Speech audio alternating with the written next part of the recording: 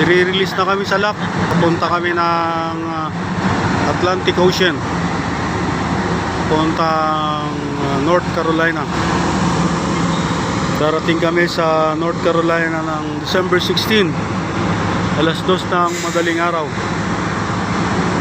Yan. Yan, tumatakbo na kami. Dahan-dahan, last lock na ito. I-release na kami. Okay. So, yan, tumatakbo na. Slowly, slowly. Op, ito yung automobile na nagdadala sa amin palabas. Yan.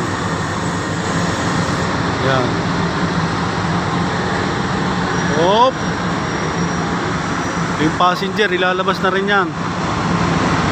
Ayun, no? Papunta ng Pacific Ocean. Galing din ng Amerika siguro yan. Yun. Very beautiful dito sa Panama Canal. Very beautiful.